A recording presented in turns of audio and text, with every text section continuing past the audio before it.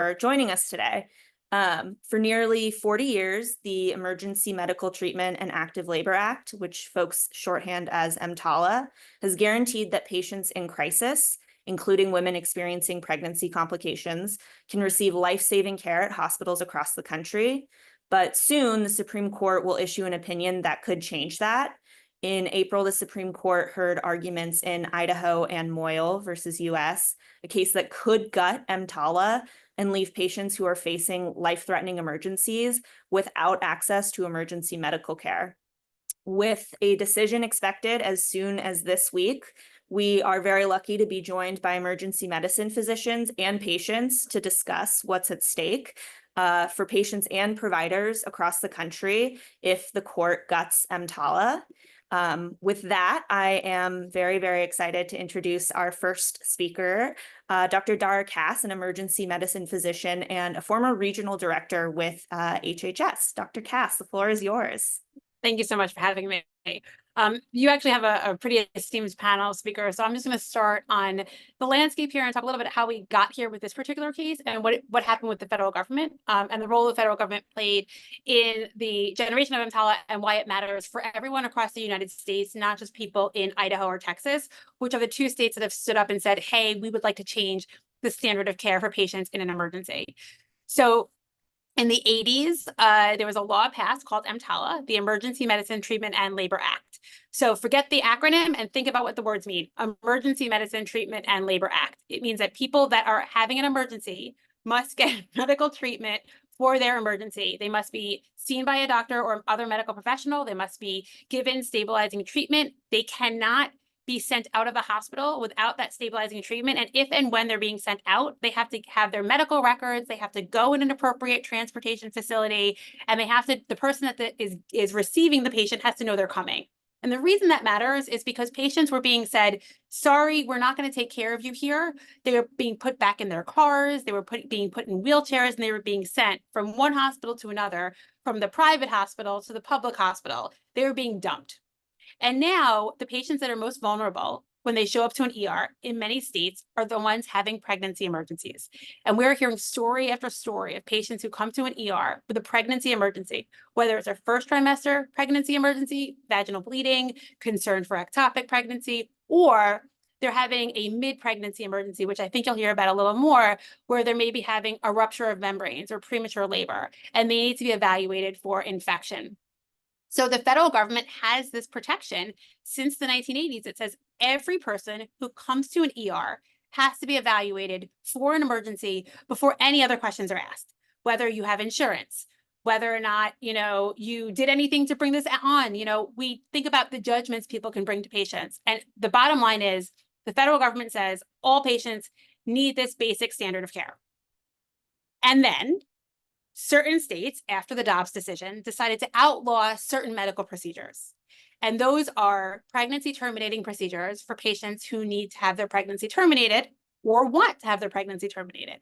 And so these states, Idaho and Texas, most notably, but Idaho in this case in front of the Supreme Court, said our conditions for allowing a pregnancy termination are narrower than the federal protection for all emergencies. And we feel so strongly that our exceptions are so narrow that we're going to say only in the few conditions that we say somebody can terminate a pregnancy can they get one in our ERs, not all the conditions somebody may come in. And we're going to take the decision making away from the doctors in the ER, and we're going to put it back into the hands of politicians and attorney general. And so what's on the line right now is the Supreme Court is hearing this case between the state of Idaho and the attorney general and the federal government, who's trying to reinforce this federal protection for the basic standard of care in emergency, Department of Justice and the Department of Health and Human Services, to say all patients, no matter where they live, deserve the same emergency standard of care. And the consequences nationally about this are, if you're traveling in the state of Idaho, not if you live in the state of Idaho, but if you're in the state of Idaho and you have an emergency, and this decision gets decided in favor of the people trying to restrict access to care, every patient who walks that state would have the same lower standard of care. And that is true if every other state in the country could enforce narrower protections for emergency medicine care. Also, this has nothing to do with abortion. It has to do with changing the standard of care in an emergency. And so the bottom line is, if this is allowed to go through, if the Supreme Court finds in favor of the state of Idaho to narrow the opportunity for emergency medicine treatment for patients because of a procedure that politicians don't like, they could do that for any other medical procedure. And that is what we really need to be talking about. So that's my 8 minutes of my soapbox. Happy to answer questions. Also going to go back to the ER where I'm working. So I'm going to take myself off camera for a little bit, listen to everybody else, and hope that you guys get the information you need to realize how important this is. Thank you so much, Dr. Cass. And like Dr. Cass mentioned, she's joining us from the ER where she is, actively saving lives today. So feel free to step away. I know you are a very busy doctor, as are the other folks on this call. Thank you so much, Dr. Cass. Next, I would like to introduce Amanda Zarowski. Amanda's story is one that I think probably most of you have seen in the news, but Amanda sued the state of Texas after nearly dying because she was denied emergency abortion care. And she is here to discuss a little bit about what the challenge to EMTALA means for patients. Amanda, take it away. Sure. Thanks, Kelly. And thank you everybody for being here today. So as Kelly mentioned, some of you might have already seen my story, so I'll try to keep it brief, but I do think it is important to set the stage and just kind of explain why I was in the position that I was in. So I live in Austin, Texas, and Texas has one of the most extreme abortion bans in the country. I was 18 weeks pregnant with a baby that my husband and I desperately wanted. We conceived her through fertility treatments, took us about 1.5 years, and we were just, absolutely thrilled to have her. But unfortunately, at 18 weeks, I suffered PPROM. So my cervix started dilating prematurely and my membranes ruptured. And so we knew at that point with complete certainty that there is no way we could reverse course. And we knew that we were going to lose the baby. So at that point, the ban in Texas had just gone into effect. So there was a lot of confusion for doctors. They didn't know what the laws meant. They didn't know when they could provide healthcare, what they could provide. What I really needed at that point was an abortion because we knew that we were going to lose the baby. And so I needed to be able to begin the delivery process so that I could start healing. I couldn't get what I needed because of the ban. So I had to wait until I met one of the rare exceptions in Texas, which is life of the mother. So we were told to just wait and monitor my vitals for any signs of infection, monitor for any signs of natural labor. And we were also monitoring the baby's heartbeat because as long as those 3 things were in place, I couldn't get care. So we went back and forth to the hospital, to the ER 3 times in a span of 3 days. The baby's heart never stopped beating. Well, it did eventually, but not in those 3 days. I didn't go into labor naturally. And so finally what happened was I just met that 3rd exception and my life was considered at risk. I actually went into septic shock and we raced back to the hospital. And at that point, because I was in septic shock, I was finally able to get the health care that I needed. But it took those, 3.5 days, a lot of trauma, a lot of grief, nearly losing my life twice because I went into septic shock twice. My future fertility is forever compromised. My reproductive organs have been forever compromised. And, I just think about EMTALA and I finally got what I needed, but it went way farther than it needed to. And if EMTALA is weakened, I just, I don't think that I would have made it, to be honest with you, because I was literally on the brink of death before I could get the care that I needed. And if doctors don't have EMTALA to rely on, to fall back on, I really worry what would have happened to me and what will happen to patients across the country if, there's any further confusion or any weakening of this law that is put in place to protect us. I think I'm a really good example of how fragile some of these things are. And if we make it harder for doctors to practice, if we make it harder for patients to access healthcare, I think there's going to be an inordinate amount of pain and suffering. And so, this case is critical.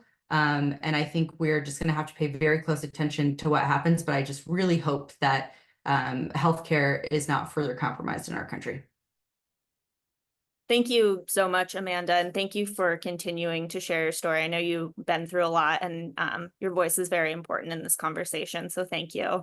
We're very grateful. Next, I would like to introduce Dr. Jessica Kroll. Dr. Kroll is the president of the Idaho College of Emergency Physicians and an emergency physician herself, and she is joining us today to give us a little bit of perspective from on the ground in Idaho. Dr. Kroll. Just got to take myself off mute. Yeah, thank you, Kelly. Thank you, Amanda. Thank you, Dr. Cass. Amanda, just hearing your story just makes my heart, my heart rate went up for you because, I mean, those are very similar situations and conversations, obviously, that we face here in Idaho. And there's nothing worse than feeling as a physician that you know what the patient needs and you can't get it for them.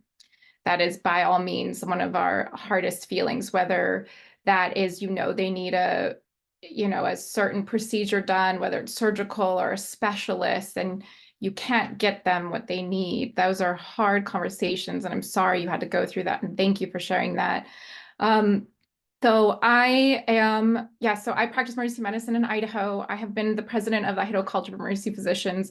I became the president 2 weeks before the Dobbs decision happened. And since then, it's just been a lot of ups and downs for us practicing in Idaho. I think probably the most challenging thing since the decision in 2022, because there already was a trigger law that was passed.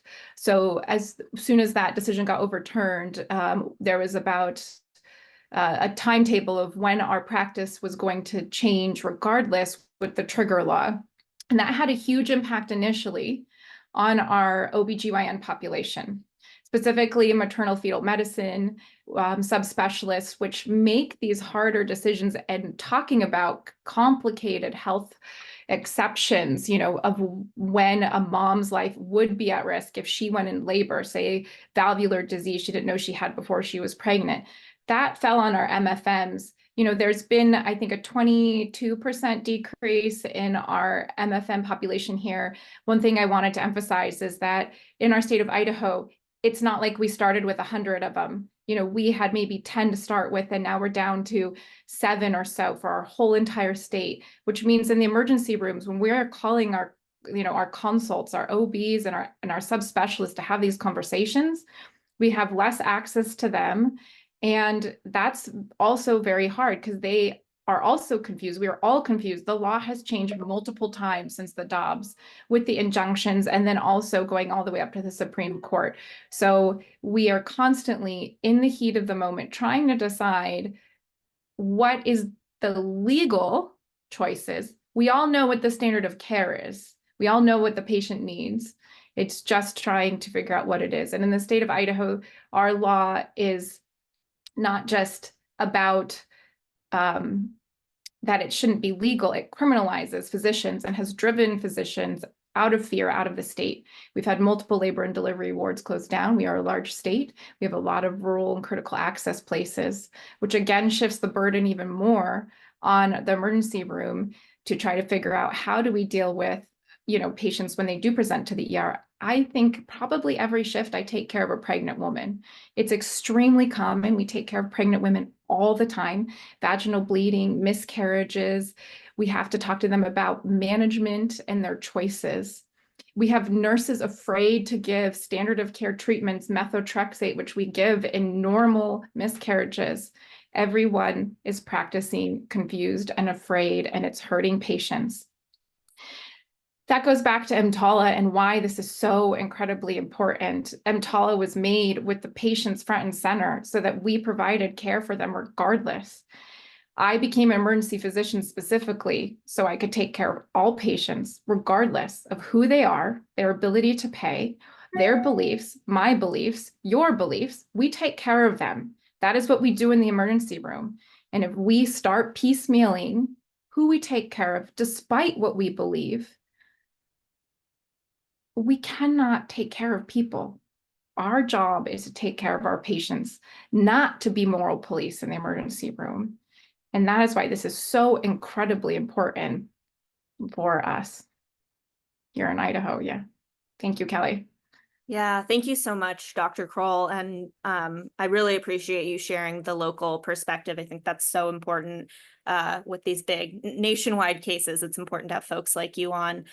Before I move on to our final speaker, Dr. Chu, I just wanted to let the media on the line know that we will open it up for Q&A after we have wrapped with our speaking portion. And we'll also circulate a recording of the event afterwards and a press release. So you will have a recording and access to the event today. With that, I'd like to introduce Dr. Esther Chu. Dr. Chu is an emergency medicine physician and a health policy researcher based in Oregon. She's also a founding member of Equity Quotient. Dr. Chu. Thanks, I appreciate being here. We've had 3 really excellent speakers cover a lot of aspects of the issue. So I'll just add a few things and hopefully wrap up fairly concisely so that the media have a chance to ask specific questions that are of interest to them. I will just add that something about the scope of what is impacted here, simply regarding pregnancy care. As Dr. Kroll mentioned, this is a huge and common part of our emergency practice. So it's hard to think of a shift that goes by where you don't see somebody who is pregnant. The estimates are vary, but as many as a quarter to a third of pregnant women will need to come to the emergency department at some point during their pregnancy. Some of those visits, some subset of those visits identify conditions that are significant and threaten the health or even the life of the pregnant woman. For example, we will see ectopic pregnancies, molar pregnancies, something that was mentioned before, what happened to Amanda, something called pre-prom, which is preterm premature rupture of membranes, preeclampsia or HELLP syndrome, uterine rupture, placental abruption. These are all things that can lead to a variety of very serious complications for the woman, including life-threatening hemorrhage, infection, sepsis, organ failure, seizures, hypoxic brain injuries, and affect future health and pregnancies for a long time. Another thing that can happen is that people who have serious underlying conditions like cardiac disease, pulmonary disease, or cancer, the pregnancy itself can exacerbate those things to the point that they become life-threatening. And I will say in many of these cases, because the population that we see in the emergency department tends to be sicker in terms of having more comorbidities, and also tends to be a population that does not have great access to healthcare. We see a population that can be more complex to care for. And for that reason, I would say, our brain power is fully occupied trying to identify the right diagnosis and rapidly get them to needed care. And so introducing something that is non-medical into this environment makes that care even more difficult, likely leads to delays in care, inappropriate care. And, I think, like Dr. Kroll said, hearing a case like Amanda's, I don't think there's an emergency physician who can listen to that without feeling slightly sick, because it goes so against our training in the era of EMTALA, where it has been so ingrained in us that there is this basic standard of care, and intentionally delaying care, waiting for a worse complication, a sicker patient, someone to proceed to what we fear, which is septic shock, it's verboten to the practice of emergency medicine, and those things are consistent across states. There's no shifting standard where that's okay in some states and okay and not. We have a single standard of emergency care, a single board exam that we need to pass, and we are, from the minute you choose this specialty, that is what you need to uphold. So I think that's the first thing. We don't make distinctions between kind of health-threatening and life-threatening conditions. We anticipate bad things that can happen. We try to head them off before you actually get there, and there are complications. The other thing is that EMTALA, as has been mentioned, is a universal concept and protection. So although we're talking about pregnancy here, and termination of pregnancy, it actually, it is this foundation to everything that we do. And you don't want to weaken that foundation and have us practice in a totally different kind of setting where emergency care cannot be depended on to provide stabilization across conditions. Yeah, and I think it is hard for all of us who kind of grew up in this training environment and this practice environment to imagine life and practice without EMTALA. Thank you. I'll stop there. Thank you so much, Dr. Chu, and thank you to all of our speakers today and to all of the folks on Zoom with us today. I did see a couple of hands go up for questions, so I'm going to take them in the order that I saw them go up, starting with Amanda Seitz at the AP. Amanda, your line is live now if you want to come off mute. Hi, thank you so much for holding this. I really appreciate all your comments. My question is mostly for Dr. Kroll, and I have two questions. I was curious if you have personally seen or heard of pregnant patients who have been dumped or denied stabilizing care from ERs since Idaho's law went into effect. And then I was also wondering what kind of effect the Idaho AG's comments following the Supreme Court arguments, essentially accusing St. Luke's of unnecessarily care flighting patients to other states. I was wondering what effect that might have on how doctors do practice in the state, especially should the Supreme Court rule in Idaho's favor. Yeah, thanks for that question. So the first part of your question, as far as, the effects on pregnant patients, I mean, I think the biggest thing is that, while, like what I said, we kind of know what patients need. And so what happens is that usually it's multiple phone calls, even though you know what they need. So it's talking to our OB and then our MFM and then, our neighboring states, and you have to get an accepting person, and then you have to and then you're on the phone call with your own hospital risk to try to figure out, because we do have, as Amanda kind of said in Texas, we do have that exception if it's life threatening, but medicine is gray. And as we heard in Amanda's story, how long do we wait? And in emergency medicine, our job is to stabilize and treat. And so you're like, well, how long does that wait? When do we get the patient the care that they need? And those conversations are very complicated. And yes, absolutely, we have them. We have them, in our emergency rooms and try to figure out, as opposed to your second question about the Attorney General comments. I have no comment in regards to talking about our Attorney General. Thank you for that question, Amanda, and thank you, Dr. Kroll, for weighing in there. I do see a hand up from Nathaniel Weichsel at The Hill. Your line is live if you want to come off mute. Great, thanks for taking my question.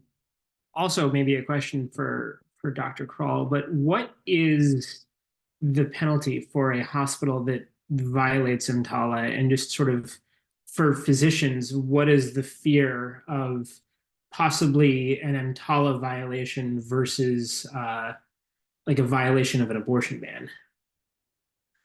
Okay, that's a great question. Let me clarify two parts of it. Violating EMTALA already happens. It's a self-reporting entity. That is how EMTALA is set up. A lot of times, most of the violations for EMTALA currently have to do with usually confusion about specialties, capacity. You sent someone to another hospital, a bigger hospital, and they said, well, why can't you take care of this patient? There's some back and forth like, well, we only have cardiology here 3 days a week and you have cardiology there 7 days. So that's kind of some of the basic EMTALA violations that happen currently right now. And that is to the hospital. Physicians don't necessarily are not part of EMTALA violations. That is set up to protect systems down to the patient. The law in Idaho carves out physicians. It's not about hospitals. It's about criminalizing physicians. My husband and I are both emergency room physicians. And when this happened, we had to consider, what would it be like if one of us treated a patient, did what we thought was right, and then they said, well, she wasn't really dying and you kind of did stuff too early, and one of us now is in jail. Like, we have 2 young children and now I have to, my kids know that I'm like forever have a criminal record. What does that look like? Keep in mind, this is after we wrote letters during the pandemic to our children in case we die. So it has just been one hit to the emergency room physicians after another when all we want to do is take care of patients.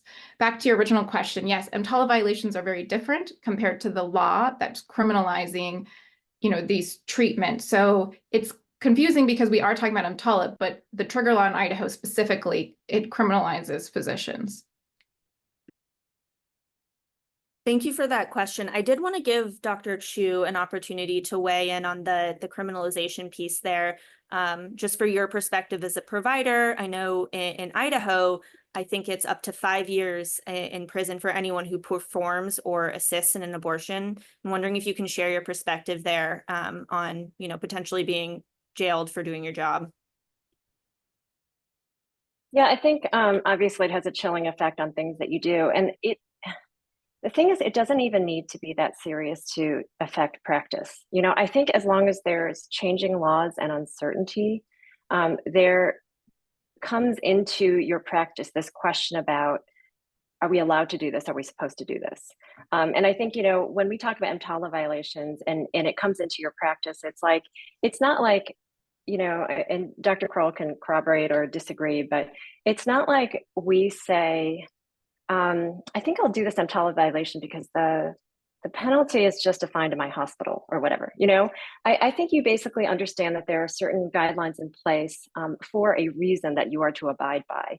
And those creep into the way that we are trained and into kind of your general fears and anxiety about the decisions that you're making that are already complex. So I think obviously something as explicit as criminalization affects practice, but I think it also, I think just having that kind of rule in place has a chilling effect on practice. Dr. Kroll, would you agree?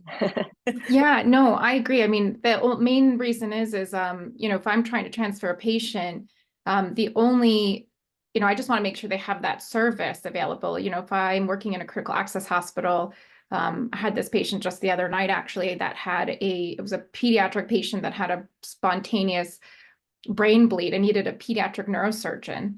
Absolutely, that patient needs to go to a place that has that services. When I call that, of course, they're going to say yes, that they accept the patient. And the kind of regular training always is when you get a phone call and someone wants to send you a patient, if you have that capability and they don't, the answer is always yes. It's always yes, I will see that patient. Now, when I take that phone call, it's, because I'm at a, bigger receiving hospital, and they say, hey, can I transfer this pregnant patient? This is what's going on. It's a complicated, I can't just go to my default. Yes, happy to take care of that patient. I'll see them when they get here. It is now a multitude of complexities to make that decision, and it delays patient care. Thank you for that question and for both of those responses. I do see one more question coming in. This question's coming from Kelsey Mosley Morris at the State's Newsroom. Dr. Chu, this question is for you. She's wondering if there are concerns in Oregon about taking more patients from Idaho if SCOTUS sides in favor of the state. And is the system already experiencing strain because the current law is in effect in Idaho? Yeah, more than hypothetical concerns, it is already happening clearly. And I think this is a time where in Oregon, we are thinking a lot about how to be ready as a neighbor to this state, given its practice environment. We share, just for those of you who don't spend a lot of time thinking about this part of the country, we share border. We share our eastern border with Idaho's western border. So already, hard to talk about because of patient confidentiality, but certainly kind of a handful of cases already news of them is already filtering out. And the patients that come to us tend to be pretty advanced in their clinical conditions and also have to bear the burden of a fairly long transport if they're coming to us in Portland, where our specialty OB center is. So for sure, this is becoming an issue, and we anticipate it will continue to be so. We're just going to do the best that we can. Thank you for that question, Kelsey, and thank you to everyone who joined us today on Zoom, and thank you to our wonderful panelists. We're very, very happy to have each of you on with us. As I mentioned earlier, we'll be in touch with a post-event release that will include a video recording of this event today. It'll also include my contact information if you'd like to get in touch with myself. I'm happy to follow up with any of the speakers today and facilitate any follow-up. So please keep an eye out for that. And thank you so much for joining us this afternoon. Thanks, everyone. Thanks, everyone. Bye.